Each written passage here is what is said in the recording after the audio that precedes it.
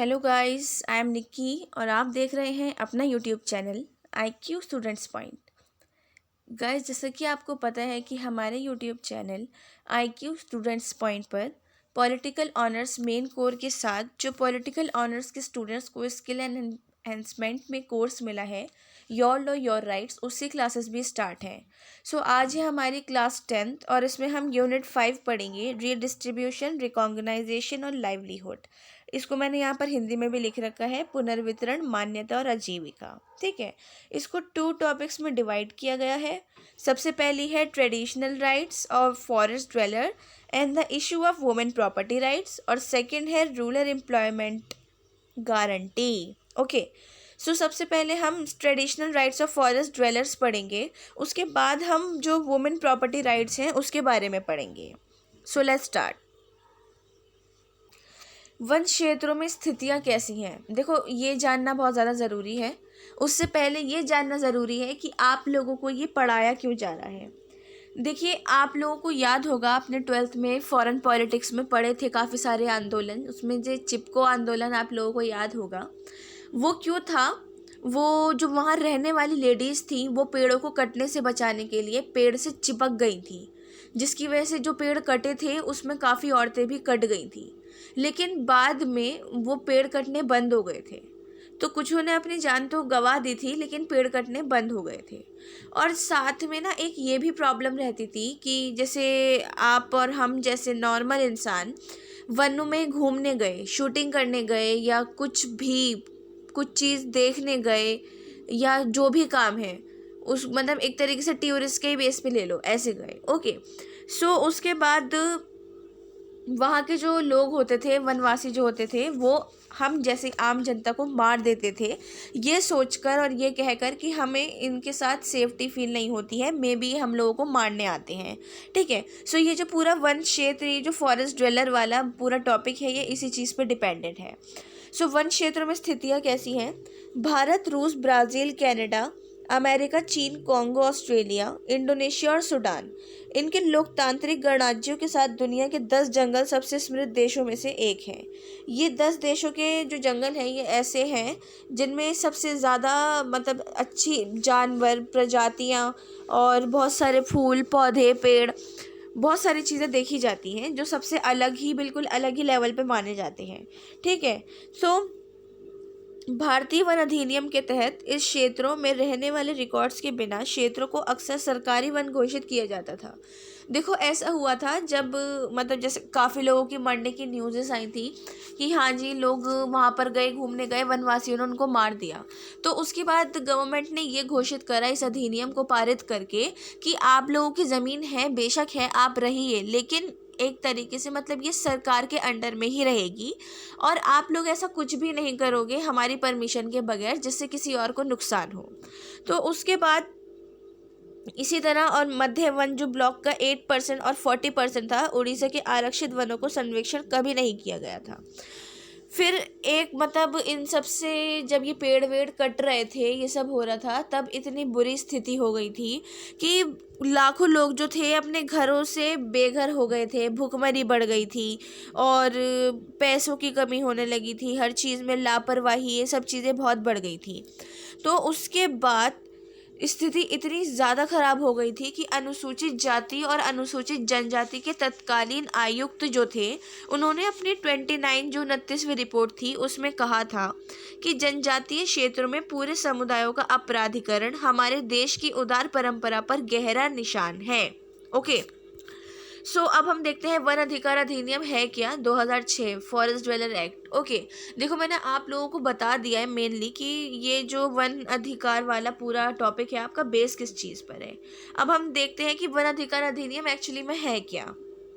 देखो, अनुसूचित जनजाति और अन्य पारंपरिक वन निवासी अधिनियम 18 दिसंबर 2006 को भारत में पारित किया गया था, और इसे वन अधिकार अधिनियम, जनजातीय अधिकार अधिनियम, आदिवासी अधिनियम, बहुत सारे अधिनियमों के नाम से जाना जाता है।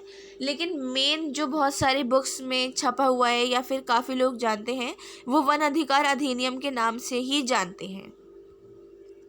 इस अधिनियम के समर्थकों का दावा है कि ये वनवासियों के खिलाफ किए गए ऐतिहासिक अन्याय को समाधान करने करेगा। मतलब जो इस अधिनियम के जो समर्थक हैं उन्होंने ये दावा दिया, ये बोला कि इस अधिनियम से जो वनवासी हैं उनके साथ जो अन्याय हुआ है उसको सही करने में काफ़ी ज़्यादा हेल्प होगी। और कानून की मांग ने बड़े पैमाने पर राष्ट्रीय प्रदर्शकों को देखा है, जिसमें सैकड़ों हजारों लोग शामिल हैं। ओके, उसके बाद मतलब इसे ये जो अधिनियम था इसको पारित करने के 1 साल बाद इस अधिनियम को 31 दिसंबर 2007 को लागू कर दिया गया था। और इसके बाद इस अधिनियम को 1 जनवरी 2008 की जो प्रक्रियात्मक पहलू हैं उनको पूरा करने के लिए जनजातीय मामलों में मंत्रालय द्वारा बनाए गए नियमों की अधिसूचना दी गई थी। एक प्रोसीजरल जो प्रोसेस होता है उसके अंदर पूरा वो करना कि हाँ जी ये है ये है ये है, स्टेप बाय स्टेप सब चीज़ें देखना दाखना, वो सब चीज़ें। ओके, अब हम देखते हैं कि इस अधिनियम के तहत वन निवासियों को क्या अधिकार प्राप्त हुए। देखो, सबसे सबसे मेन अधिकार उनको भूमि का अधिकार प्राप्त हुआ और राइट टू सेफ्टी जो है, सुरक्षा का अधिकार, वो प्राप्त हो गया। गवर्नमेंट, मैंने आपको पीछे बता दिया कि गवर्नमेंट ने बोला आप लोग हाँ यहाँ रहोगे, लेकिन ये जो पूरी ज़मीन है, पूरा जो जंगल है वो गवर्नमेंट के अंडर ही आएगा। ठीक है, तो उनको एक तरीके से भूमि का अधिकार दिया गया, रहने का अधिकार वहाँ पर, कि कोई नहीं, आप लोग नॉर्मल शहर में या गाँव में रहन बसर नहीं कर सकते हो, तो आप लोग यहाँ रह लो। और सेकंड, उनको एक सेफ्टी जो राइट टू सेफ्टी है वो इसलिए दिया गया क्योंकि उन लोगों को ये लगता था कि कोई भी टूरिस्ट आया है, कोई शूटिंग के लिए आए हैं, कोई मूवी के डॉक्यूमेंट्री बन रही है, कुछ है, तो उन लोगों को नुकसान पहुंचाया जा रहा है। इस बात की गवर्नमेंट ने इनको गारंटी दी कि आपको बिल्कुल राइट टू सेफ्टी हम दे रहे हैं, कोई भी आपको कुछ नहीं करेगा, आप बिल्कुल सेफ हो, बस लोगों को मत मारो, उनको जिंदा छोड़ दो। क्योंकि अब देखो, सामने कोई है और आपको लग रहा है कि आपकी जान का खतरा है उससे, तो जाहिर है आप कुछ ना कुछ तो करोगे ही, अपने पास कोई हथियार रखोगे, उसका हाथ उठाने या कुछ चीज़ करने से पहले अपने आप को इतना रेडी रखोगे अपनी जान को बचा सको। अब हम देखते हैं महिलाओं के संपत्ति अधिकार। देखो, अभी जो पीछे हमने पढ़ा ये था फॉरेस्ट ड्वेलर का सारा। अब जो इसी में ही जो नेक्स्ट टॉपिक है, महिलाओं के जो संपत्ति अधिकार है, वुमेन प्रॉपर्टी राइट्स, उसके बारे में इसमें बताया गया है। देखो, महिलाओं को समान अधिकार देने के लिए 2005 के अधिनियम में संशोधन किया गया।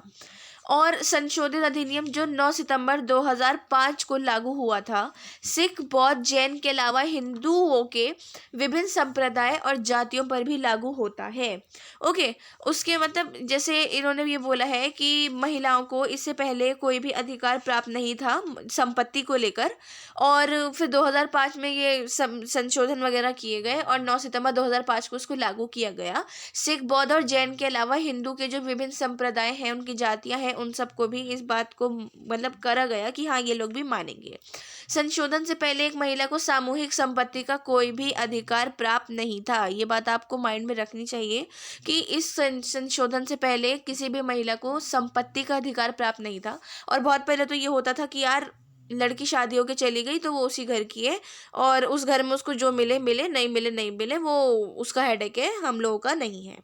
ठीक है, सो उसके बाद संशोधन से पहले एक भी महिला जो है उसको स्वामित्व और जो उसकी सामूहिक संपत्ति है उसका तो बिल्कुल भी अधिकार नहीं था।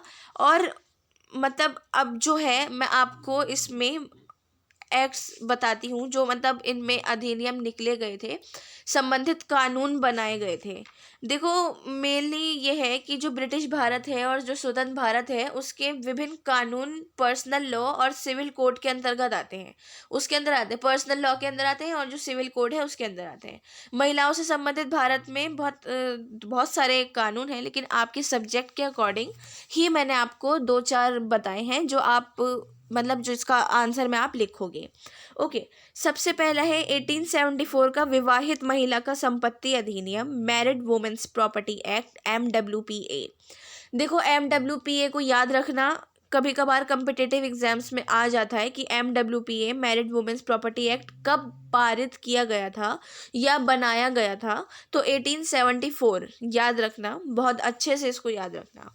ठीक है, तो देखो मेनली ये बात है कि भारत में महिलाओं को संपत्ति का अधिकार प्राप्त नहीं था, और धीरे धीरे महिलाओं में मतलब ये एक तरीके से मेंटेलिटी बनी कि हाँ जी यार, हम भी तो इंसान हैं, हमें भी तो कुछ चीज़ दो।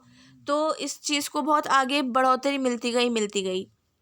उसके बाद महिलाओं में संपत्ति को लेकर बहुत सारी समस्याएं देखने को मिलने लगी। कुछ महिलाओं ने आवाज़ उठाई कि यार अगर मेरे भाइयों को मिल रहा है तो मेरा हक कहाँ है इसमें, मैं भी तो इस घर की बेटी थी। वो मतलब ये कहते हैं कि यार शादी हो गई वो चली गई, अरे मर थोड़ी गई है, वो जिंदा है, उसका पूरा हक है उस घर पर, वो आ सकती है, वहाँ से जा सकती है, रह सकती है, जो भी है, तो उसको उसका हक मिलना चाहिए। ओके। फिर 1874 में ब्रिटिश सरकार ने विवाहित महिलाओं को संपत्ति अधिनियम पारित कर दिया था, और इसमें महिलाओं की जो निजी संपत्ति है उसमें बहुत सारी बातें बताई गई। उनमें से कुछ मैं आपको बताती हूँ कि सबसे पहली बात तो ये बताई गई कि महिला के नाम की बीमा पॉलिसी से प्राप्त धन जो होगा वो महिला को ही प्राप्त होगा। उसके बाद जो वेतन से की गई बचत है या पूंजी है उसकी, वो उसकी होगी, और उसने किसी कौशल मतलब स्किल्स वगैरह के बेस पर कुछ काम किया है, उस पर पैसे मिले हैं, तो वो भी महिला को होंगे। और किसी भी व्यवसाय या नौकरी या इंपोर्ट एक्सपोर्ट का काम करती है, उससे पैसा आता है, तो वो भी महिला के होंगे। ये एक मतलब विवाहित महिला का संपत्ति का अधिनियम इसलिए बनाया गया कि कोई मैरिड वुमेन अगर ये सब काम करती है तो उसको ये सब राइट है कि वो अपना पैसा खुद अपने पास रखे, अपने हस्बैंड या अपने फादर को या फादर इन लॉ को नहीं दे, वो खुद रख सकती है। उसके पास 1874 में ये अधिकार उसको मिल गया था। सेकेंड है 1929 का हिंदू उत्तराधिकार अधिनियम, हिंदू सक्सेशन एक्ट निकला था 1929 में। इसमें सरकार ने इस कानून को महिला के जो उत्तराधिकार हैं उनकी संख्या में भारी वृद्धि हो गई थी, और ये कानून जो है एक मिताक्षरा शाखा की जो मतलब संपत्ति से संबंधित है, जिसके लिए वसीयत की गई हो। ठीक है। इस कानून के अंतर्गत जैसे बेटे की बेटी, बेटी की बेटी या बहन के बेटे के बच्चे वगैरह, ठीक है, इन सबको श्रेणी में रखा जाता है, इसलिए उनका स्थान दादा के बाद काका से पहले रखा जाता है। ये दोनों एक्ट आपको बहुत अच्छे से समझ आ गए होंगे। अब हम थर्ड देखते हैं 1946 का अलग रहने व भरण पोषण हेतु स्त्रियों का अधिकार अधिनियम, वुमेन्स राइट टू मेंटेनेंस। देखो यहाँ पर साफ बात ये जाहिर हो रही है, मेनली डाइवोर्स। अब सोच लो एग्जाम्पल के तौर पे शादी हुई है किसी की और लड़के ने लड़की को डाइवोर्स दे दिया। उन दोनों का एक बच्चा है या दो बच्चे हैं या एक बच्चा है, एक होने वाला है। ठीक है। तो उसको उन्होंने डाइवोर्स दे दी है, तो अब वो मार तो सकती नहीं है बच्चों को, तो उनका भरण पोषण करना, उनको खिलाना पिलाना, उस सब का पैसा लड़का देता है डाइवोर्स के बाद भी। ओके। सो इस अधिनियम में जो हिंदू महिलाएं हैं उनको विशेष परिस्थितियों में अपने पति से अलग रहने और भरण पोषण का अधिकार प्रदान किया गया था। वो कुछ स्पेशल स्थितियां हैं, स्पेशल जो उन मतलब एक स्थितियां बताई गई हैं कि सबसे पहला पत्नी ने मतलब पत्नी की जो वाइफ है उसकी मर्जी के बगैर हस्बैंड ने दूसरी शादी कर ली हो, या फिर हस्बैंड वाइफ जो है मतलब उन्होंने हस्बैंड ने पहले से ही औरत को जिससे उन्होंने शादी की है उसको मतलब पहले से ही छोड़ रखा हो, कोई बातचीत ना हुए, वे डाइवोर्स वगैरह भी ना हुई, लेकिन बात नहीं होती, वो घर में अपने। ठीक है। और या फिर पति का जो व्यवहार है, जो बिहेवियर है उसका वो अच्छा ना हो उसके साथ, या फिर हस्बैंड ने अपना रिलीजन चेंज कर लिया हो, तो इन सब में उसको ये अधिकार दिया गया है कि अलग होने के बाद भी उसको भरण पोषण के लिए पैसा मिलेगा, वो जितना मांगेगी 1946 के अधिनियम के तहत। अब आता है फोर्थ 1957 का मुस्लिम शरीयत अधिनियम।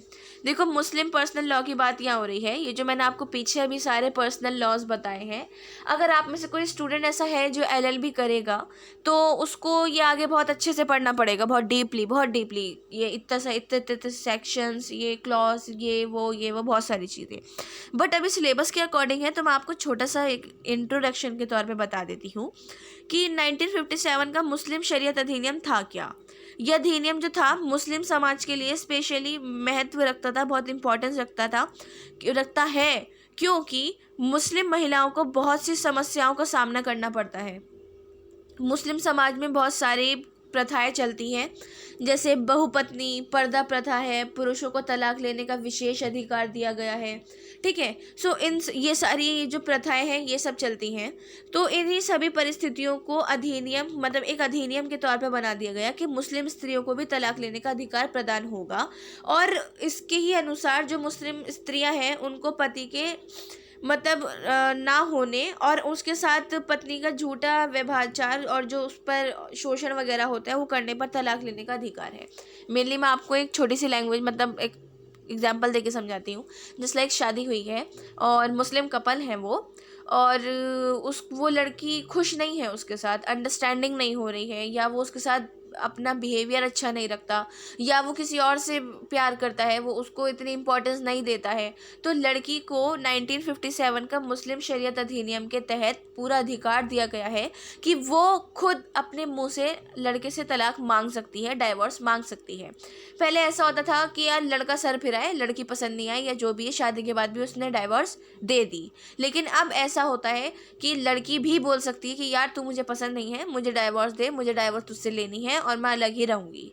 तो ये इसमें कानून में, मुस्लिम शरीयत लॉ में दिया गया है। सो आज की जो क्लास है हमारी यहीं ख़त्म होती है। हमने जो ट्रेडिशनल राइट्स है फॉरेस्ट ड्वेलर्स के वो पढ़ लिए हैं और वुमेन प्रॉपर्टी राइट्स पढ़ लिए हैं। नेक्स्ट क्लास में हम रूरल एम्प्लॉयमेंट गारंटी पढ़ेंगे। इसके नोट्स आप कंप्लीट कर लो, और कोई भी क्वेश्चन हो, डाउट हो, सजेशन हो तो आप हमसे कमेंट बॉक्स या हमारे टेलीग्राम चैनल पर पूछ सकते हैं। So thanks for the watching and best of luck all.